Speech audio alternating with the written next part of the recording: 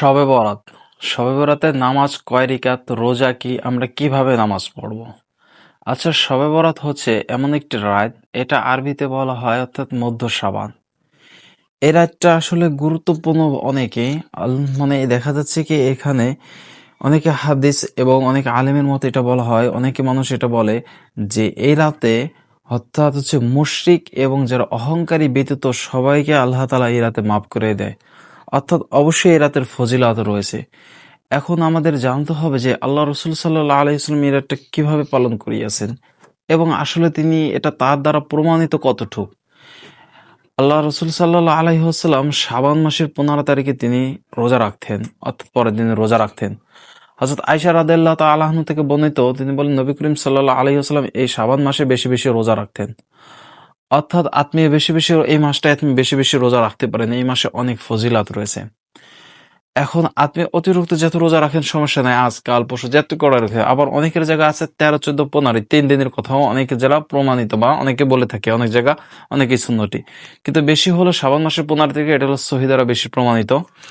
এখন আপনি রোজা রাখতে পারেন, আপনি নামাজ বেশি বেশি পড়তে পারেন। এখানে মানুষের প্রশ্ন এসে থাকে, তাহলে কেন হুজুরা বাধা দেয়? আসলে আপনি যত নামাজ পড়েন রোজা রাখেন, আমরা কোনো বাধা দেওয়ার নই। তবে আসলে মূল কথা হচ্ছে আপনি বেদাতি না করেন। আপনি নামাজ যত পড়েন রোজা রাখুন, সমস্যা নাই, কিন্তু আপনার মন গড়া কিছু না করেন। অনেকে মানুষ বলে থাকে যে এই নামাজে পড়ার জন্য সূরা ফাতিহার সাথে সূরা ইখলাস 3 বার বা অন্যান্য কোনো সূরা এভাবে নির্দিষ্ট করে নেয়। আসলে এরকমটা নয়। আপনি সূরা ফাতিহার সাথে যে কোনো সূরা দিয়ে আপনি নামাজটা পড়তে পারেন। তবে এই নামাজটা কয় রিকাত পড়বেন? রোজা তো গেল, আপনি কয় রিকাত এই নামাজটা পড়বেন? আর কিভাবে বা পড়বেন? এর নিয়ত কি? আসলে মূলত হচ্ছে আপনার প্রথমত হচ্ছে আপনি নিয়ত করবেন এইভাবে যে আমি শবে বরাতে আল্লাহকে সন্তুষ্ট করার জন্য কেবলামুখী হইয়া 2 রিকাত করিয়া, অর্থাৎ নফল নামাজগুলো 2 রাকাত বিশিষ্ট হয়। 2 রিকাত নামাজ পড়তেছে, আল্লাহু আকবার, এটা আপনার নিয়ত হয়ে গেল। তারপর কি করবেন? আপনি নামাজ পড়বেন। এখন নামাজের জন্য আপনার সূরা কিরাত কি আসলে সূরা ফাতিহার সাথে সূরা কতবার সূরা পড়বেন, এটা আসলে কোনো নির্ধারিত নাই। আপনি যত সূরা ফাতিহার সাথে যেকোনো সূরা দ্বারা আপনি নামাজ পড়তে পারবেন। সর্বনিম্ন 8 রিকাত পড়েন, তার ঊর্ধ্বে যা পড়েন আপনি সারা রাত পড়ে নামাজ পড়েন। এতে তবে শর্ত হলো, দেখা যাচ্ছে কি সারা রাত ধরে আপনি নামাজ পড়লেন, আপনার শরীরটা এমন ভাবে হয়ে গেল আপনি লাস্টে ফজরের নামাজটা পড়তে পারলেন না, এরকম মনে না হয়ে যায়। দেখা যাচ্ছে গ্রাম অঞ্চলে বা অনেক বাসা বাড়িতে এমন হয়ে যায় যে বাড়ির কর্তা মহিলাদের পর এমনভাবে চাপ সৃষ্টি করে যে নানান পদের খাবার আইটেম করতে হবে, যার কারণে ওই মহিলারা খানাগুলো করতে করতে করতে তারা ক্লান্ত হয়ে যায়, তারাও কলাম নিজেরা আমল করতে পারে না। তো এই থেকে কলাম অবশ্যই বিরত রাখতে হবে। আপনি বাড়ির মানুষ হয়েছেন, আপনি চেষ্টা করবেন আপনি যখন আমল করতেছেন আপনার বাড়ির মানুষ সমূহ আমল করে, আপনি তাদের পর প্রেশার চাপিয়ে দিলেন, তাদের প্রতি রান্নার দায়িত্ব অনেকগুলো চাপিয়ে দিলেন, যার কারণে তারা রান্না করতে করতে অনেক সময় পেল না, ক্লান্ত হলো, রাতে বেশি আমল করতে পারলো না, এরকমটা মনে না হয়। আপনি নামাজ পড়ার জন্য প্রথমত আপনি কেবলামুখী হয়ে নিলেন, পরে আল্লাহ আকবর যখন বলবেন, আল্লাহ আকবর বলে হাত বাঁধবেন। হাত বাঁধার পর সানা পড়বেন, সুবহানাকাল্লাহুম্মা ওয়া বিহামদিকা ওয়া তাবারাকা ইসমুকা ওয়া তাআলা জাদ্দুকা। এই সানা পড়লেন। সানা পড়ার পর মনে করেন যে আপনার আউযু বিল্লাহি মিনাশ শাইতানির রাজিম বিসমিল্লাহির রহমানির রহিম পাঠ করে আপনি সূরা ফাতিহা পাঠ করবেন। সূরা ফাতিহা পাঠ করার পর আপনি বিসমিল্লাহ বলে যেকোনো সূরাটা মিলাতে পারেন। এখানে কোনো নির্ধারিত ভাবে করে যে আপনার সূরা ইখলাস 3 বার বা এই কোনো সূরা, এরকম ভাবে কোনো কিছু নাই। আপনি যেকোনো সূরা মিলাতে পারেন। সূরা মিলানো শেষ হওয়ার পর আপনি রুকু করবেন। রুকু করার পর রুকু তসবিহ সুবহান রাব্বিল আযীম, সুবহান রাব্বিল আযীম, সুবহান রাব্বিল আযীম, এটা বলার পর যখন উঠবেন সামিআল্লাহু লিমান হামিদা রব্বানা লাকাল হামদ, উঠলেন।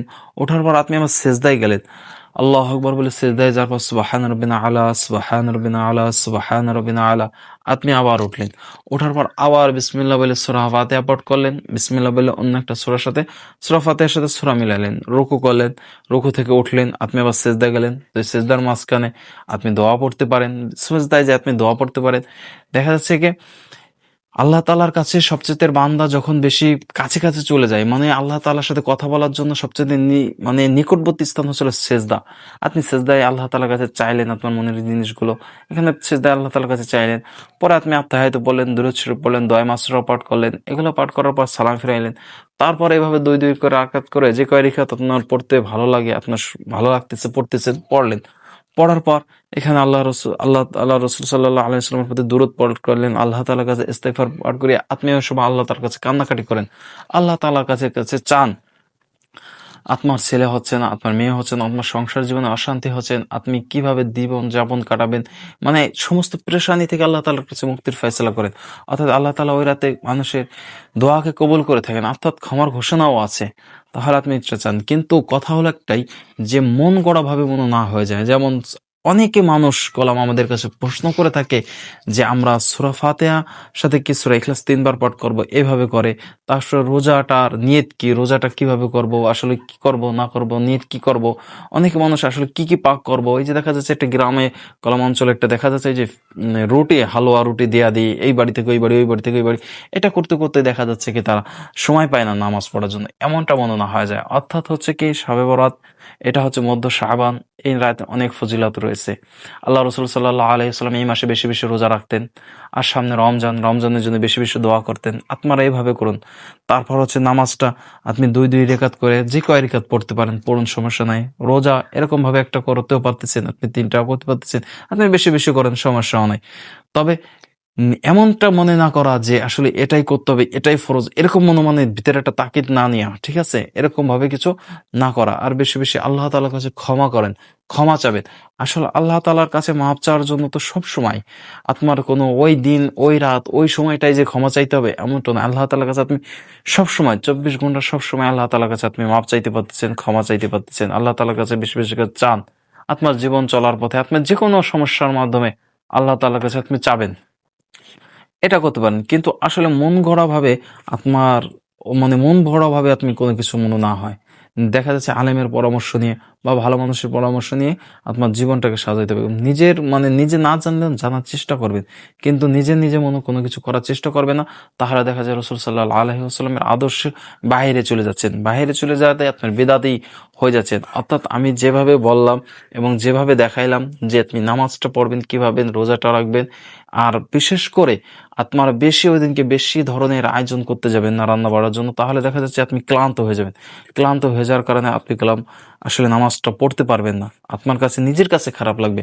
তাহলে দেখেন সারা রাত যদি আপনি বা সারা রাত নামাজ পড়ে যদি ফজরের নামাজটা না পড়তে পারেন, তাহলে সমস্যা ওইটাও। এতটুক ভাবে দেখা যে আপনি কতটুকু রাকাত নামাজ, কয় রাকাত নামাজ পড়তে পারবেন, আর আসলে কতটুকু পরিশ্রম করলে আপনি কত রাত জাগতে পারবেন, এইভাবে করবেন। কিন্তু আপনি সারা রাত দেখা যাচ্ছে সারা বিকাল বা রাত পর্যন্ত একবার রান্না বাড়া করতে করতে এমনভাবে ক্লান্ত হয়ে গেলেন যাতে করে নামাজ না পড়তে পারে, এরকম মনে না হয়। অর্থাৎ আপনারা রোজা ৩টা করতে পারতেছেন, ১টা করতে পারতেছেন, নামাজ আপনার ৮ রেখাতের নিচে অর্থাৎ ঊর্ধ্বে যে কয় রেখাতে পারেন নিয়ত করবেন আমি শবে বরাতে রোজা রাখতেছি, বা আমি শবে বরাতের ২ রেখাত নফল নামাজ আদায় করতেছি আল্লাহকে সন্তুষ্ট করার জন্য কেবল মুখে, এভাবে নিয়ত করতে পারতেছেন।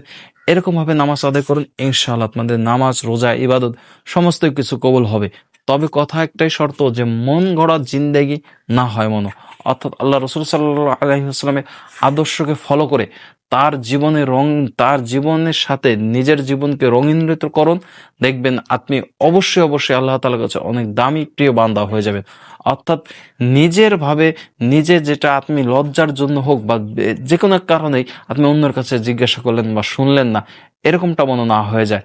তাহলে যেটা আজকে যে বিষয়টার কথা ছিল সেটা হলো আমরা শবে বরাতের নামাজটা কিভাবে পড়বো, কয় রাকাত নামাজও পড়বো এবং কি কি সূরা দ্বারা পড়বো এবং নিয়ত কি, আজকে আমরা এই বিষয়গুলো জেনে থাকলাম।